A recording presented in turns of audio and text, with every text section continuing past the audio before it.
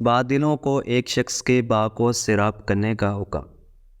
ایک شخص اپنی پیداوار کے 3 حصے کرتا تھا۔ ایک حصہ اپنے کھانے اور اپنے بال بچوں کے کھانے کے لیے، اور ایک حصہ اللہ کے راستے میں خرچ کرنے کے لیے نکالتا تھا، اور ایک حصہ باغ کی دیکھ بھال کے لیے۔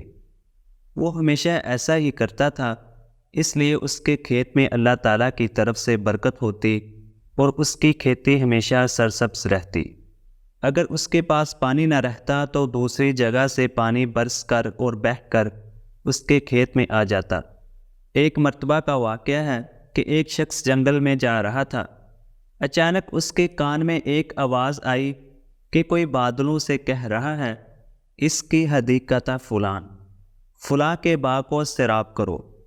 اس باغ والے کا نام بھی لیا گیا۔ چنانچہ اس بادل نے وہاں سے ہٹ کر ایک پتھریلی زمین پر جا کر خوب موسلا دار پانی برسایا۔ پانی بہہ کر ایک نہر میں جا پہنچا۔ وہ نہر اس شخص کے باغ میں آتی تھی۔ یہ شخص اس پانی کے ساتھ چلا کہ دیکھے کیا ماجرا ہے اور کس بزرگ کی کرامت ہے۔ وہ نہر کے کنارے کنارے چل کر اس باغ میں پہنچ گئے۔ یہ پانی اس باغ میں نالیوں کے ذریعے پہنچ گیا۔ اس باغ میں ایک بزرگ پانی کو ادھر ادھر کر رہے تھے۔ اس راہگیر مسافر نے ان سے دریافت کیا کہ حضرت آپ کا نام کیا ہے؟ اس بزرگ نے وہی نام بتایا جو اس نے بادلوں میں سنا تھا۔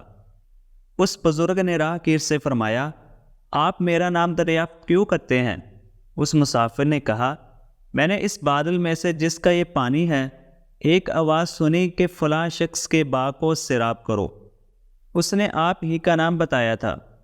وہ بادل برسا اور پانی اس نہر میں بہہ کر آیا۔ اس عجیب و غریب واقعے کی تلاش کے لیے میں پانی کے ساتھ ساتھ آیا کہ میں چل کر معلوم کروں کہ وہ کیسے بزرگ ہیں۔ تو حضرت آپ کیا کرتے ہیں؟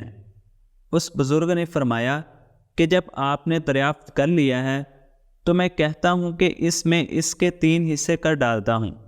ایک حصہ اپنے بچوں کے لیے، اور ایک حصہ باغ کے خرچ کے لیے، اور ایک حصہ اللہ تعالیٰ کے راستے میں خرچ کر ڈالتا ہوں۔ اس لیے جب میرے باغ کو پانی کی ضرورت ہوتی ہے تو قدرت کی طرف سے اس کا انتظام ہو جاتا ہے۔